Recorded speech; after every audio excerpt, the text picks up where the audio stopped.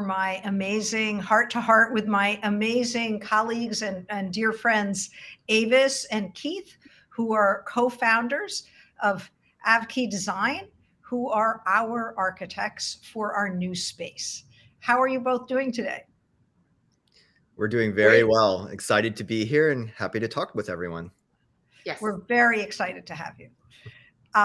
So a few pieces for those of you who may be new to my heart to heart. I bring in people a couple times a month who I believe can teach us all something about life, education, and in this case, architecture and our new, amazing, beautiful space that's being built as we speak.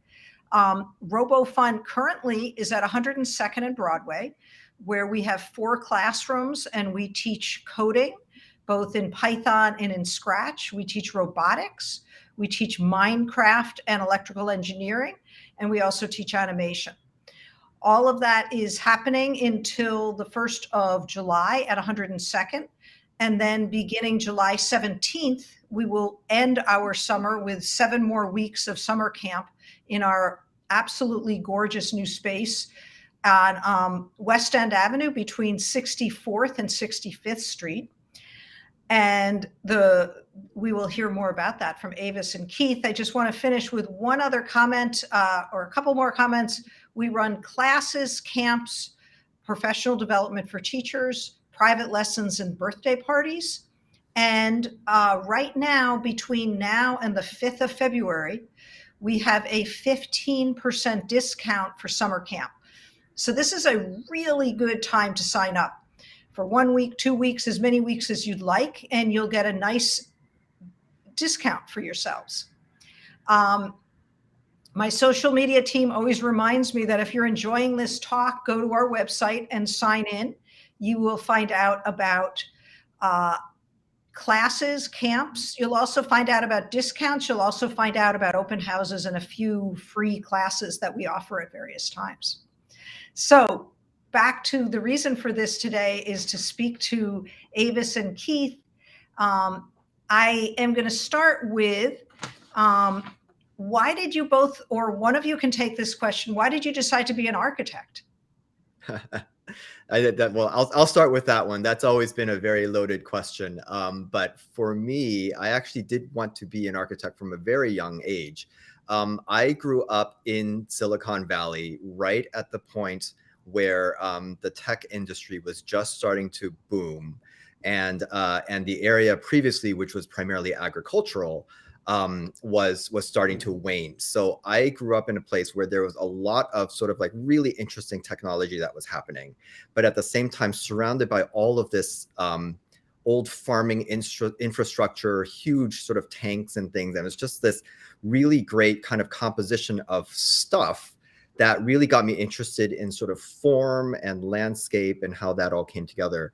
At the same time, I was also very interested in historic preservation. So it was this sort of combination of seeing what was left behind and what's old at the same time sort of celebrating it, and then being around all of this new innovation and new technology at the same time was just sort of seeing how those could combine together. So for me, that was sort of what was the inspiration, and just sort of kept going from there. That's great. I also just want to add before, Avis, if you want to take a shot at this question, or we can go on to the next, it's up to you.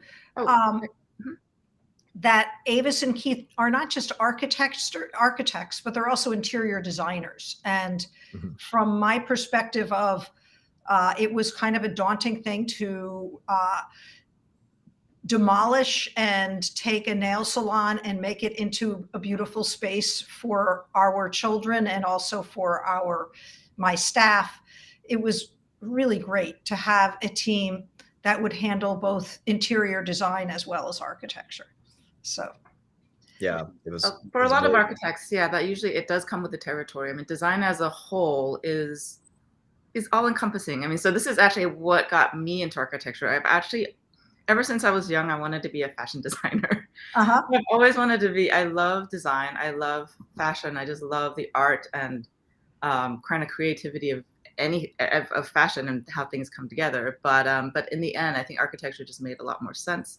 The first class that I took was it was basically I think it was in college. It was in Berkeley when I took my first sort of architecture class. It was called environmental design. Mhm. That made me realize, I was like, oh my gosh. Initially, when I first, thought about architecture, what kids know about architecture is like, oh yeah, you have to be good at math, you have to be good at structures, you have to know construction. And so that was what, I understood as a kid. This was like third grade or second grade. And then that's what I thought, like all throughout, growing up. But then when I went to Berkeley and I took my first kind of environmental design class, I was like, oh my gosh, architecture is about so much more than that. It's about scale, and it's about like the nuances of materials and textures and how the space makes you feel. And it's Yeah. actually relates to fashion in a way, but you're kind of designing a space for, your body. So it's like, in the end, that's how I kind of fell in love with it. So Uh-huh. yeah. So you both I didn't know each other well, but you both went to Berkeley undergrad. Is that right? Yes, that's Yes. actually where we initially met Mhm. there, and then after that we both went to Columbia for grad school, and that was sort of where our relationship flourished after that, we'll say. But it did start at Berkeley, and both of them were actually very interesting schools. One being on the West Coast, it was Berkeley was very sort of focused on landscape and understanding the really, I mean, the school itself is called the College of Environmental Design. Yeah. Mhm. So it was very much about knowing what your surroundings were, and we were collaborating a lot with the urban planning group, along with the landscape architecture department. So it was very sort of all-encompassing in terms of sort of the technical part of it. And site specific. Yeah, Like very site specific. they're very, very, I guess they encouraged us to like read the site and understand the site very well. Yeah. And that is definitely something that we still carry, today. We went to there many years ago. I won't say how many, but it was one of those where, a lot of that foundation was really great in terms of how we design, how we approached Robofun's new home, all these things, just really understanding what the surroundings are and, what we're working with. I mean, New York City, really most of the buildings here or most of the work is going to be within existing buildings, existing structures. Yep.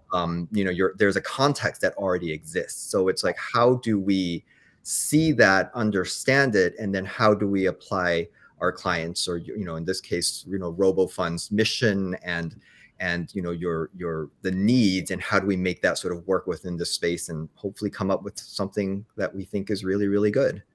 So Yeah.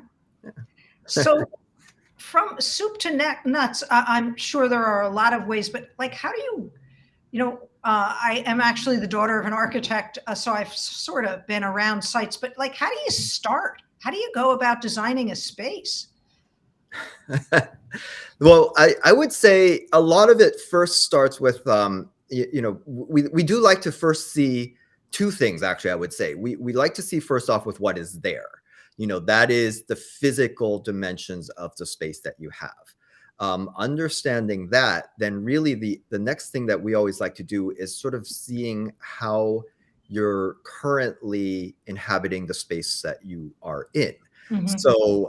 So a lot of it was, in our case, we visited your current spaces and understanding what was working, what wasn't, sort of we're looking little mental notes of what your design aesthetics were, how were classes arranged, how flexible spaces need to be, all of these things. So, as much as we sort of create physical spaces, the reality is we're really seeing how people are using it. That's really what interests, in a lot of ways, is what interests us the most. Mhm. Is as much as we love, we'll be like, okay, here's a new space that we've delivered to you, but what fascinates me the most probably is me coming back maybe 6 months or a year later and seeing, did it work? Did you manipulate it in a way to be better? There are sort of things where you sort of have this vision of, oh yeah, this is how it is and this is how it's going to be. But it's also, how do you use it? How do you inhabit it? How do you change it? Is also a really important aspect from what we kind of try to gather and put together. So right. So along the same lines, it's basically, I guess to sum it up, it's like a layering of all this information that we gather from beginning to end. So, I mean, in terms of just, I guess, the process, putting together a design, you start with kind of like pieces of the puzzle. So like you have your program requirements. So program requirements have space requirements. So I always think of it like Tetrising programs in an existing space, in an existing box, and then you figure out adjacencies, you deal with circulation.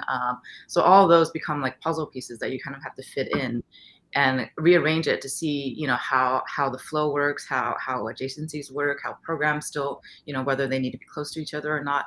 And then, the next step is then you layer another additional information, like, is there a certain sense of style or a certain sense of feel you want to communicate?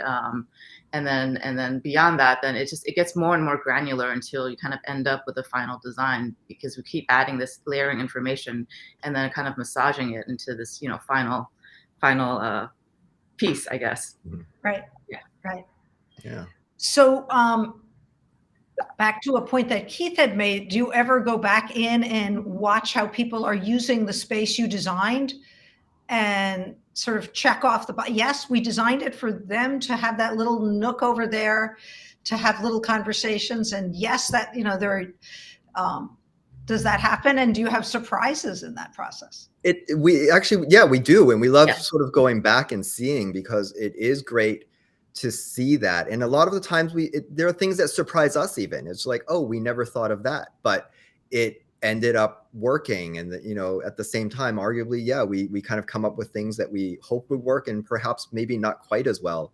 But a lot of it is, like the human body just sort of adapts to whatever space it's in. And that's one of the things that's really important about how we design is, when we're our residential work, we're dealing with people who are going to live in this space for a very long time. And you want to make sure that it reflects them, that it's comfortable to them, and at the same time, hopefully maybe even make them rethink a little bit of how they live, and hopefully with that creating something a little bit better. And so with this project, it's very much the same thing. It was just sort of like, you have a physical space, and we're treating it in a way where, knowing that you're teaching, and you're always about getting people to think about, robotics and coding. You're having these, your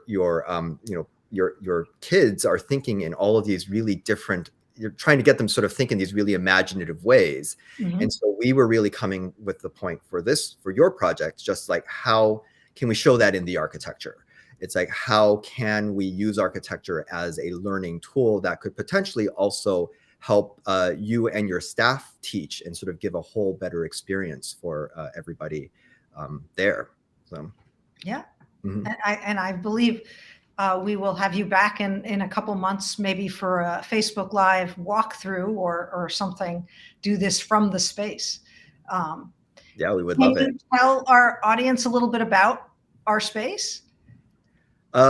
Sure. So it was, it's going to be 2 large classrooms, which will then can be divided into each into smaller classrooms. So it's essentially 4 independent spaces. One of the things that we were really aware of was really the fact that you needed a lot of flexibility. As you mentioned, you have larger classes, smaller classes, you have a range of age groups, you want to host parties, you want to host events and things. So it was creating a space that was flexible, but also at the same time, hopefully not making it too awkward one way or the other of things. A lot of it really was, as always the cases in New York, is you always wish you had even more space to work with.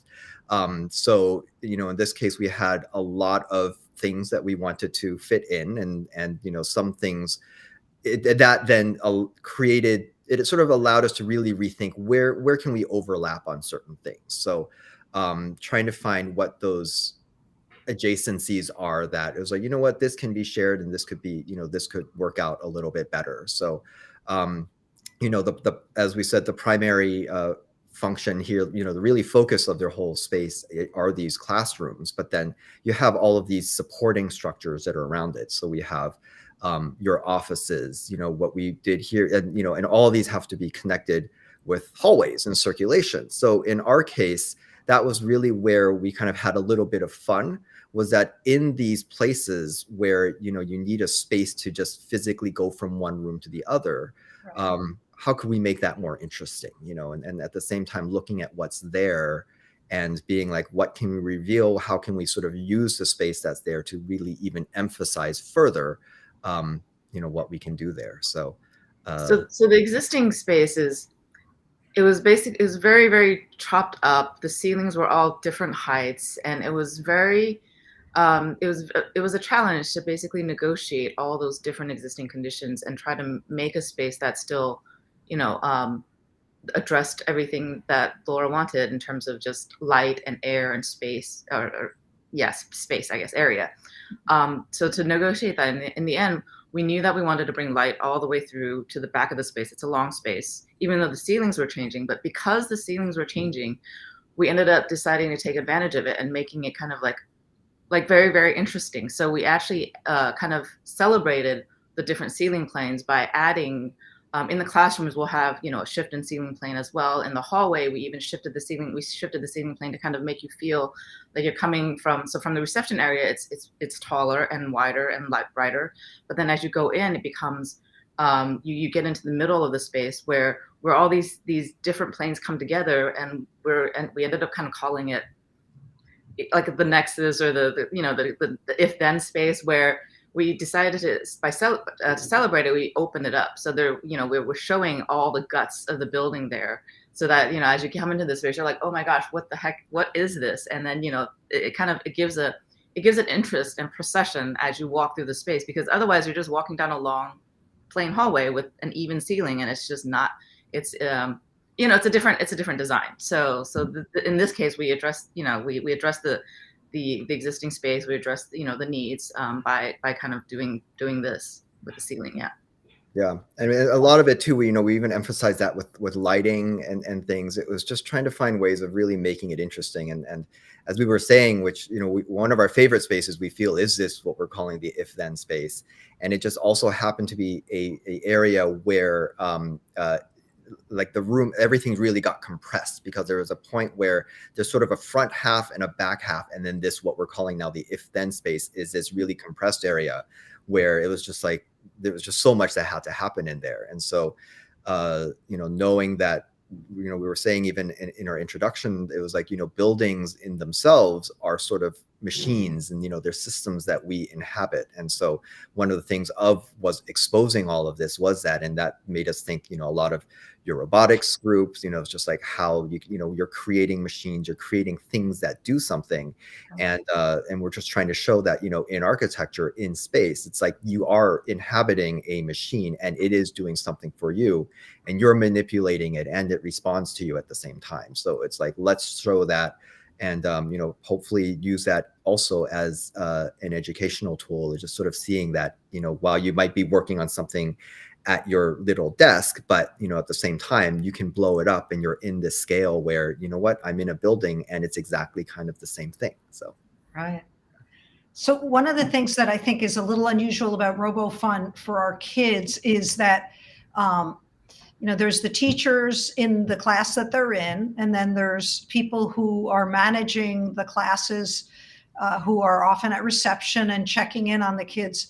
But there's also members of my staff who have their office there, and sometimes are there, other times they're at schools checking on programs. But for that, we have a little kitchen, and we all share the same bathrooms. We all share, so the kids will actually be walking through a kitchen and to get to two of the back classrooms. And I actually really like that for a few reasons. One, it's homey. This is a family-run business.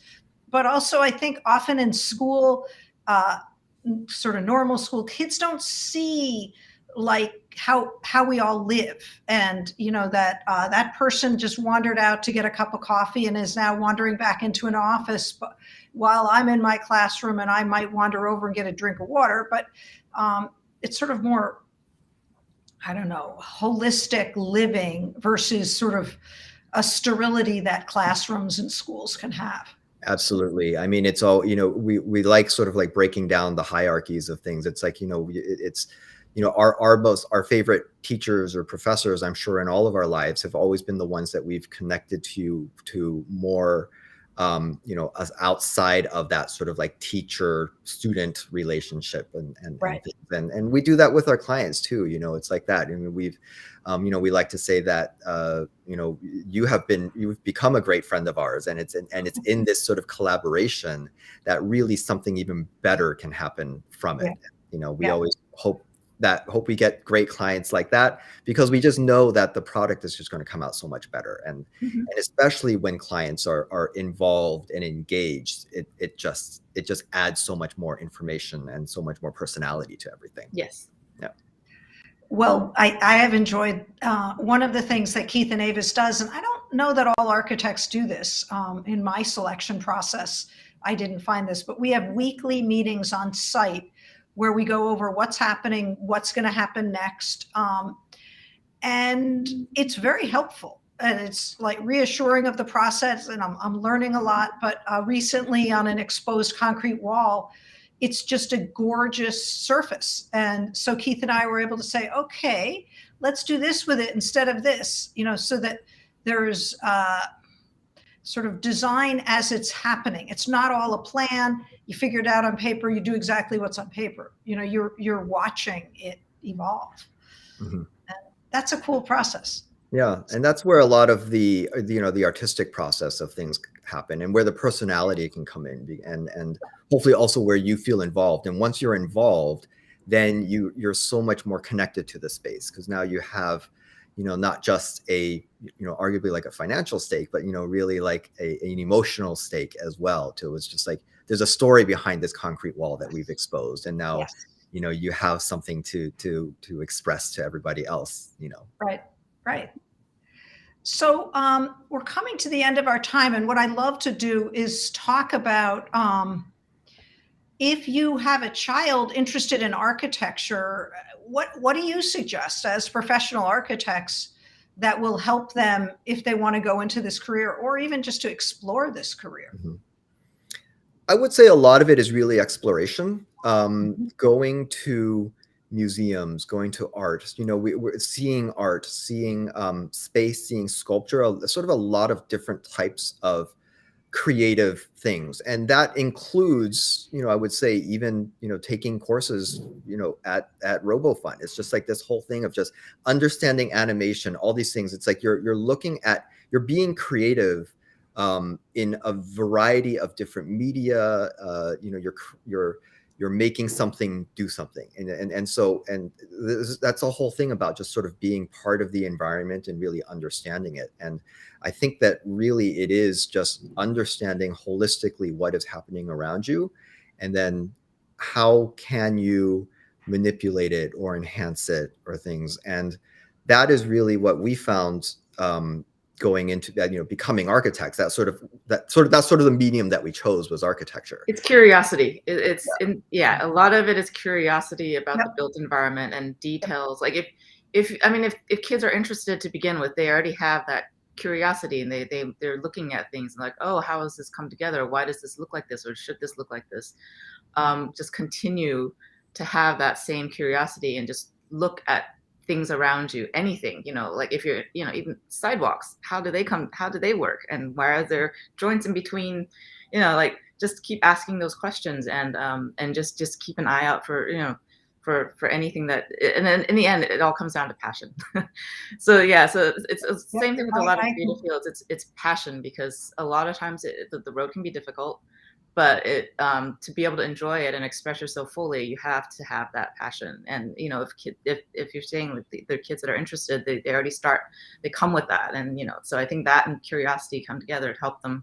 As Keith said, like it's exploring, and a lot of it is about just taking in the things around you. So and having an eye. Are you guys familiar with Open House New York? Yes. So I missed it this year, but it seems like a great opportunity for kids to see spaces. So I'm hopefully not butchering it, but it's an organization that for one day a year, but then various field trips during the year, opens up spaces that might be private, that are remarkable and either historically relevant or have some amazing architectural features for all of us New Yorkers to go and check them out for free.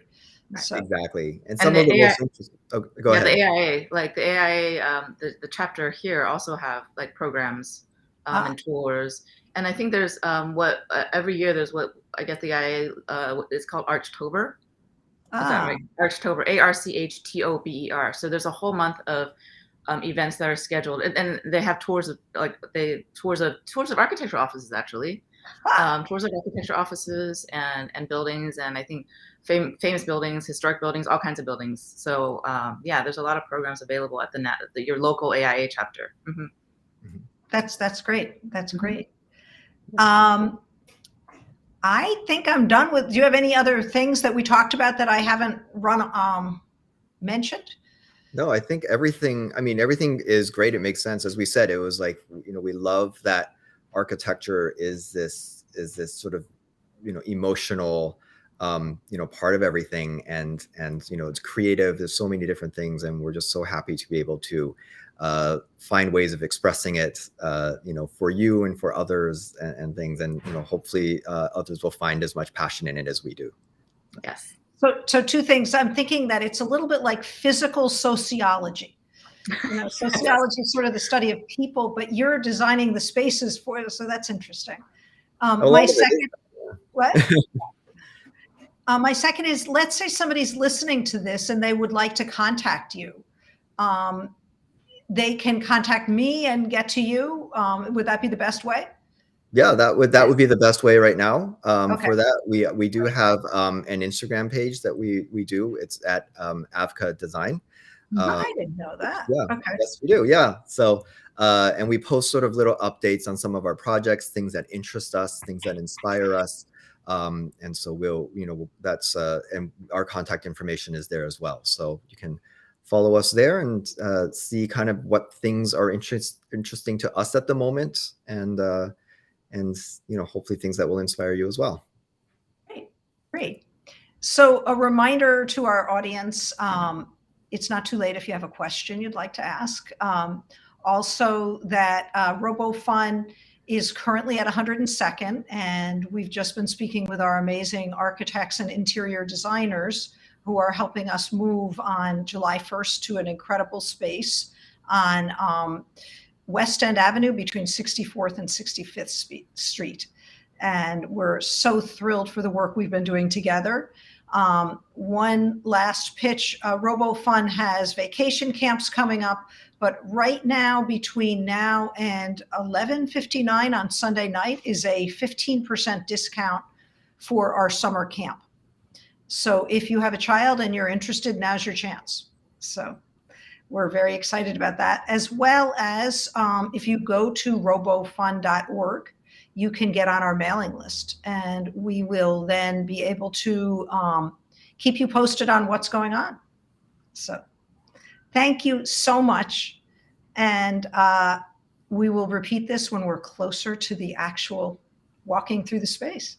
So, yes, we will. This was very fun. Thank you so much. Thank you, thank Laura. you. Have a great